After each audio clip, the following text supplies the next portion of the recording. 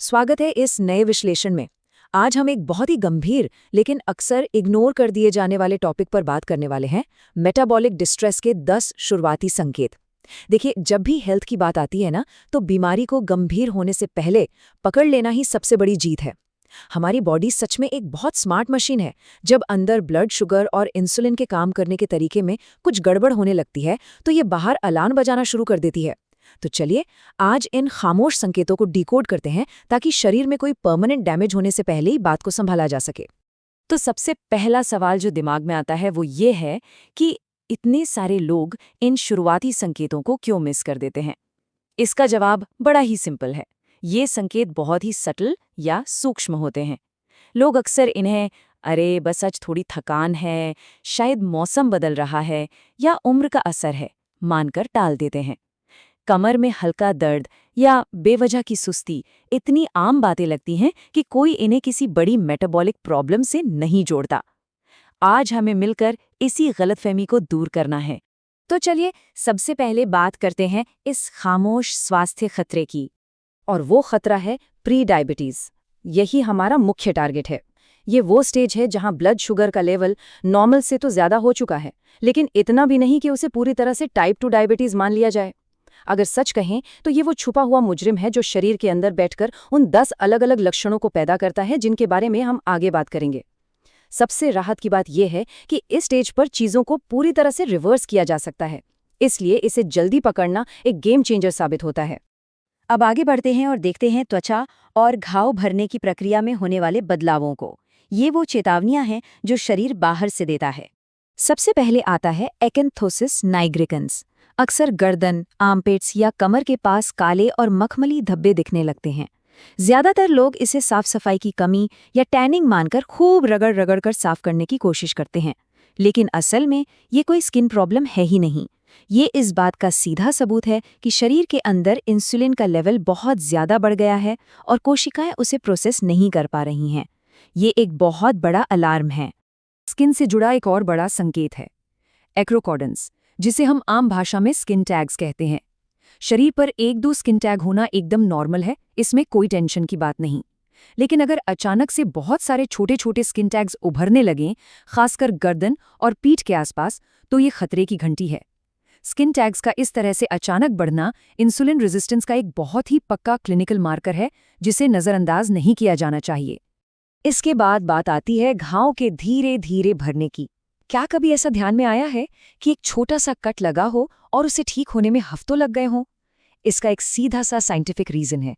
लगातार बढ़ा हुआ ब्लड शुगर हमारी रक्त वाहिकाओं यानी ब्लड वेसल्स को डैमेज करता है और हमारी इम्यून सिस्टम को स्लो कर देता है। इसकी वजह से न्यूट्रिएंट्स और ऑक्सीजन घाव तक सही समय पर पहुंच ही नहीं पाते, और हाँ, इसी वजह से बार बार इन्फेक्शन का रिस्क भी बना रहता है। चलिए, अब स्किन से हटकर शरीर के अंदर चलते हैं और बात करते हैं ऊर्जा और शारीरिक प्रणाली में होने वाली गड़बड़ी की। अब इन 4 मेन सिस्टेमिक बदलावों को देखते हैं जो ताश के पत्तों की तरह एक चेन रिएक्शन पैदा करते हैं। होता क्या है कि जब सेल्स को ग्लूकोज नहीं मिल पाता तो शरीर में भयंकर भूख लगती है, जिसे पॉलीफेजिया कहते हैं। खाना खाने के बाद भी भूख शांत नहीं होती। फिर जब खून में शुगर बढ़ता है तो हमारी किडनियां उससे बाहर निकालने के लिए ओवरटाइम काम करने लगती हैं। नतीजा, रात में बार बार टॉयलेट जाना पड़ता है, जिसे नॉक्टूरिया कहते हैं।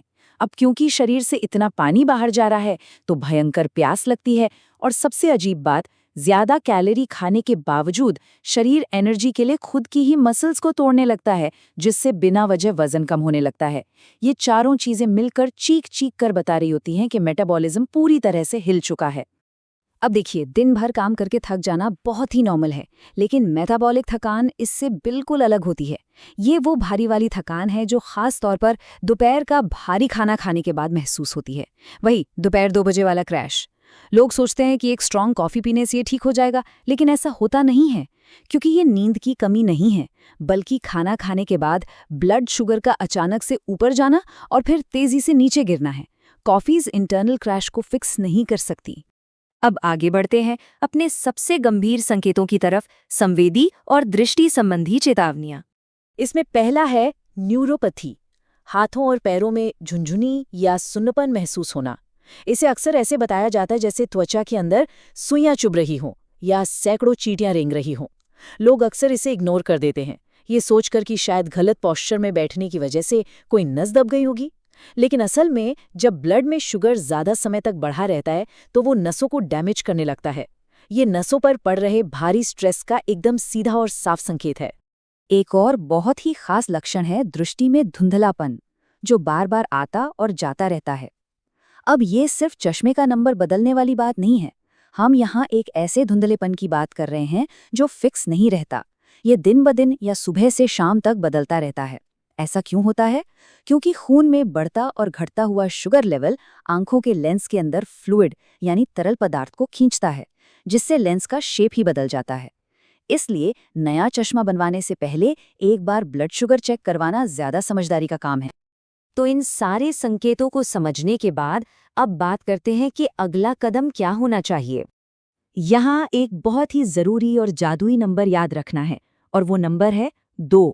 मेडिकल एक्सपर्ट्स का सीधा सा रूल है कि जिन 10 संकेतों के बारे में हमने अभी बात की है, अगर उनमें से 2 या 2 से ज्यादा लक्षण एक साथ दिखाई दे रहे हैं तो बस अब और इंतजार नहीं करना है। ये वो थ्रेशहोल्ड है जहां डॉक्टर से मिलना बिल्कुल जरूरी हो जाता है। इसे 3 बहुत ही सिंपल स्टेप्स में समझते हैं। पहला, जागरूकता। शरीर के इन 10 सूक्ष्म संकेतों में से किसी को भी पहचानना और उसे सीरियसली लेना। दूसरा, प्रोएक्टिव होना। कभी भी ये सोचकर इंतजार नहीं करना कि जब दर्द होगा या हालत बिगड़ेगी तब देखा जाएगा। और तीसरा, बिना किसी देरी के तुरंत अपने डॉक्टर के पास जाकर एक रूटीन ब्लड ग्लूकोज टेस्ट करवाना। इस पूरे विश्लेषण का सबसे बड़ा टेकअवे यही है कि शुरुआती जांच से ही प्री डायबिटीज को रोका जा सकता है और इसे एक बड़ी बीमारी बनने से बचाया जा सकता है। तो आखिर में सोचने वाली बात ये है, शरीर लगातार हमारे बचाव के लिए अलार्म बजाता है, छोटे छोटे संकेत भेजता है, लेकिन क्या कोई बड़ा और परमानेंट नुकसान होने से पहले हम इस खतरे की घंटी को सुन पाएंगे? अपनी हेल्थ को कभी भी हल्के में नहीं लेना चाहिए, क्योंकि सही जानकारी ही सबसे बड़ा बचाव है। इस विश्लेषण में साथ जुड़ने के लिए बहुत बहुत धन्यवाद। जागरूक रहिए और अपनी सेहत का ख्याल रखिए।